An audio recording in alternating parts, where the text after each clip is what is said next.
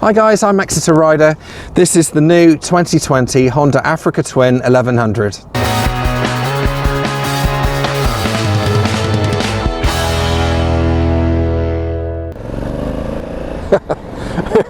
It is Euro 5 now, and you would have thought that you would have lost a little bit of the exhaust sound. But the reality is that it sounds, well, pretty much the same as the other version actually. It's still got that 270 firing order sound to it. Very, very light to turn in. I can't remember the other version being this light, but maybe it was. The indicators are probably the best indicators I've ever used. I didn't think I'd be bothered about using the indicators, and you would have thought that they're pretty much all the same, but this one here is ever so light to touch. It's not the sort that you have to push into place. They just flick over. Lovely, absolutely lovely. The screen is adjustable. I think I might move that down at the moment because I'm 5'8" high, and my eye line is just going to the top of the screen there. I want to be below the screen or above it. Okay, so what we're going to do is I'm going to take it down to do the walk round now, and just take you through some of it and some of the controls and the TFT dashboard, and then we'll take it on some faster roads like the motorway or something like that on the M5, just to see what it's like, see how stable the bike is, how it reacts. I'm grinning ear to ear, but I'm trying to remain professional, but really all I want to do is not talk and just enjoy the ride. This bike is absolutely stunning. It really is. I've got the rose tinted specs on at the moment, but I've got to try and remember what I'm saying here and get on with the review. Yes, the seating position is great. It feels really comfortable. It's I don't get the impression that the seat will give me any issues. Some people had issues on the existing Africa Twin, but this to me feels pretty good. The mirrors are quite high up as well. This 1100 version has got higher bars on it. It's got the Apple CarPlay, which is going to attract a lot of people. I'm on the Adventure Sport, so we've got a bigger tank, a bigger screen,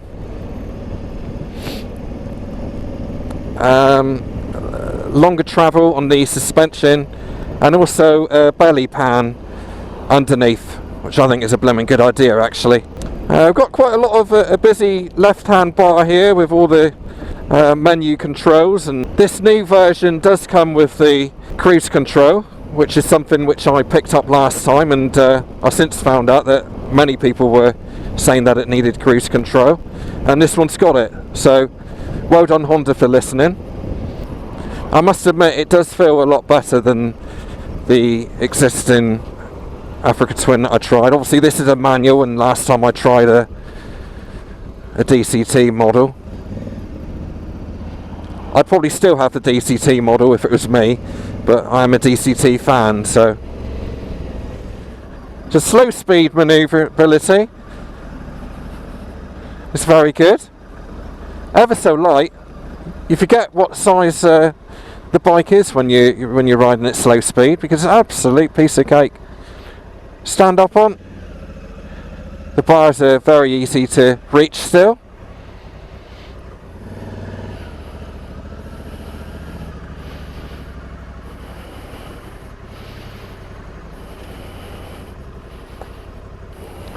Bit of off-roading.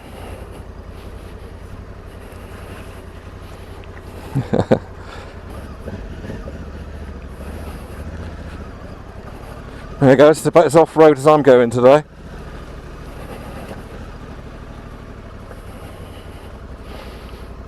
A nice place to do the walk round.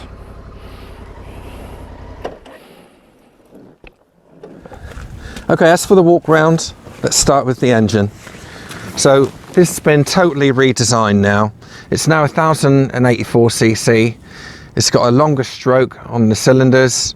The throttle body's different. We've got adjustable forks on the front, preload on the back, and it's also available with electronic suspension, which is about another £1,000. So if you're really serious about off-roading or doing a long trip, then that's going to be well worth having. This model is also available in DCT. If it was me, I'd probably go for the DCT, because as most of you know, I'm a big fan of the DCT. But the manual version does work very well as well. The clutch is nice and light on it. It's a very positive gear change, buttery smooth gear change. Spoked wheels, but they are tubeless, so any punches you may get along the way, then it's just a matter of taking a plug and play kit and you're back on the road again. Styling wise, we've got the beautiful colours here, which has been updated as well. Again, looks fantastic. I think the blue and the red go really nicely together. The aluminium plate here and the Honda badge, everything about the bike feels really up to date and very premium. Braking wise, it's very positive. We've got the twin discs on the front and a single on the rear, which works very, very well. Pillion wise, you should be pretty comfortable. It's quite a thin seat, I would say, but I've had no comfort issues, and I can't see why you would have comfort issues on it. Okay, so to get on the bike is easy enough. This is the 850mm seat. Sometimes it feels like it takes a bit of pulling off the stand, but in fact, it's not too bad. And when it's actually rolling along, it feels really, really light. I'm surprised how light it feels, actually. But the overall feel of the bike, when you're sat on it, you do feel in control, and it's not cumbersome or anything like that. It's quite nice, actually. I'll just start it up and let you have a listen. So yeah, it's still got that great pop to it. And I would say that actually it probably doesn't sound any different than what the other one did. Okay, so another couple nice things about this bike is that it now comes with the cornering lights. So when you're riding, you're going around a corner, the lights will actually point in the direction that you're going. That's great. I've seen that working on cars before, on Mercedes and the like, and that's fantastic. And also, if you give it a handful of brakes or make some sort of emergency stop, then the hazards automatically turn on to warn the cars behind you that you know, give you a bit more of a chance and show that you are braking heavily. If you go down the route of DCT, electronic suspension, then you're creeping up into the 18,000 mark. But what you get for that is a very high spec bike. It's bang up to date, the Apple CarPlay, the cruise control. It's a very high spec bike, this, at the end of the day. A lot of people were saying that over other bikes you don't have the shaft drive. It's relevant, but there's also bonuses to not having shaft drive as well. For example, it would add a lot of weight to add a shaft drive on it, and it'll probably make the whole bike a lot more bulkier. It'll look totally different. I mean, a chain will last a long time anyway. It'll last for thousands of miles. Yes, you've got to maintain it and adjust the rear wheel, but I would say that it's no big deal. I mean, I could see a lot of GS riders coming over to this bike, whereas originally they didn't, because it wasn't high spec enough. It didn't have the cruise control and all the electronics. It's now got all of that. It's just a matter of whether you can get over that it has got a chain, which again, I don't think is no big deal. Okay, so to get on the bike isn't too bad. Takes a bit of pulling off the stand, but once you're there, it's not trying to pull you in any direction. It feels very stable, and I feel fully in control. The wider bars give a great sense of stability. It's very easy to turn on, you know, even on stand when it stood still. Okay, so on the right hand bar, we've got the cruise control down the bottom, up and down, a kill switch with the start button as well, and also another menu button on the right hand side. On the left bar, we've got all the menu buttons here: the horn button, the indicators, the push to pass on the front, and a lot of other buttons to activate the Apple CarPlay. Okay, so on the dash, just wait for it to fire up. It's very extensive. I don't know how to operate it fully. It is on touch screen, so you can do it all via touch screen. We've got the miles per hour, the gear indicator, the rev band there, riding modes, the trip A, average fuel consumption. Everything on this is so easy to read. It's a massive information, but it's so nicely set out. We've got the fuel as well and the engine temperature. We can shut the ABS off on the back only, I would imagine. We've got the power we can adjust. We've got the engine braking and traction control. All of it can be switched on or off as you want. It's very extensive. It is one of those bikes which you need to own and learn how to use this properly, because, as I say, it's complicated. Easy to use, but it is a lot to learn, and it's quite complicated. Also, it's got the Apple CarPlay, so you can use Android with it as well, but you need a separate app to make that work. Right.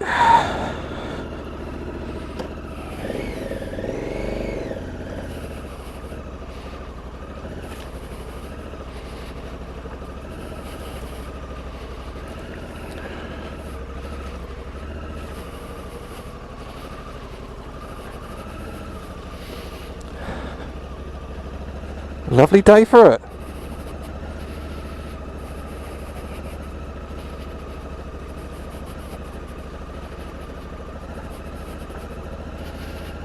This is brilliant, isn't it? I'm so lucky to be able to do this sort of thing.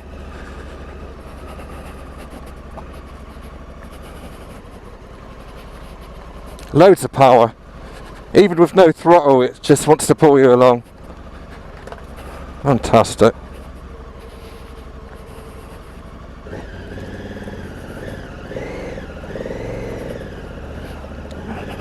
Fantastic. Absolutely brilliant. Yeah, so to stand up on the pegs, look, my arms are still slightly bent there. I'm 5'8", with 30-inch inside leg. I'm not sure if I mentioned that when I sat on the bike earlier. I got interrupted by a barking dog. But the more I ride it, the more I feel the extra power. I don't know if that's psychological or not, but yeah, it has got bags load more of power. Huge amount. I don't know, maybe it is psychological, but either way it feels great. Sounds great. I can't remember me smiling like on the other model as much as I have on this one. Just seem to enjoy this ride a bit more. Last time I was on the old Adventure Sport, the seat was far too high for me, but this is really good. I can get my feet down pretty well. I'm just nearly flat-footing it, but not quite. It's a very easy bike to ride, this. All Hondas are really, aren't they? They always make their bikes easy to ride, and this one's no exception. If you think that the Africa Twin is too tall or too big for you, have a go on the new one and see what you think to it with the standard seat, the 850 high seat. I'm finding it absolutely fine. I'm not the tallest person, but I don't have any issues with it. Oh, national speed limit sign.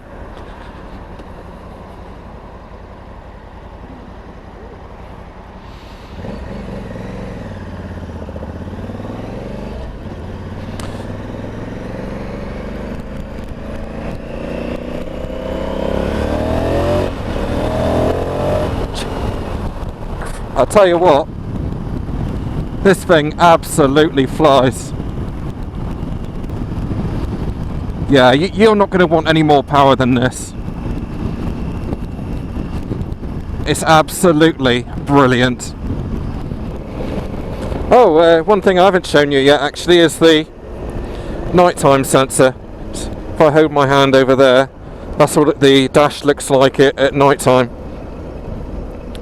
It's quite nice. I like that.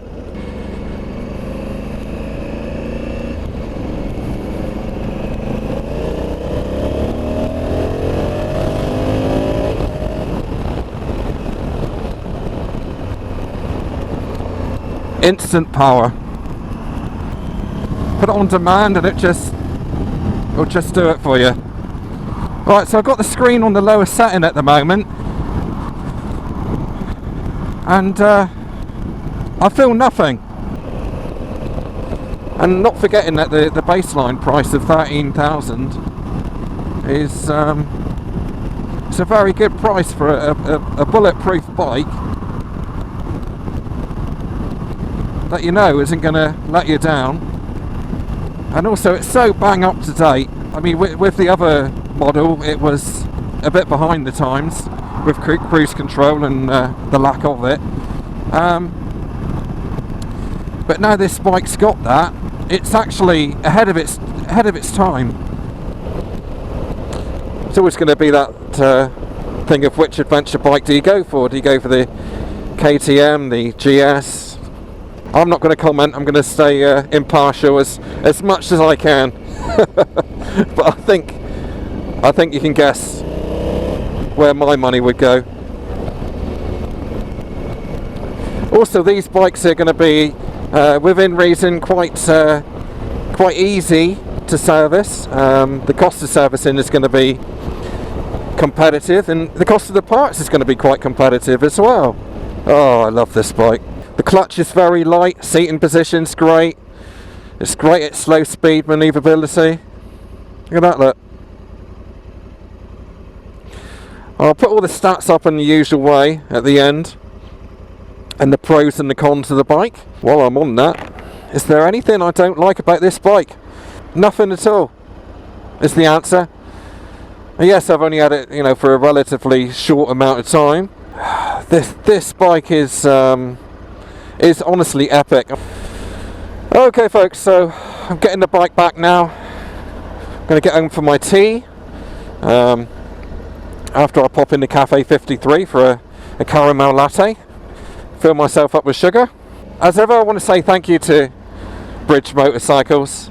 Again, they didn't have to let me do this. I mean, this bike was brand new in the showroom. They literally just pulled it off the showroom floor to let me have a go at it, and I appreciate it from the bottom of my heart. So thank you very much to all the guys from there. There's Cafe 53. It's a great biking hangout, actually. It's always busy in there, so if you're down this way, then check it out. It's brilliant.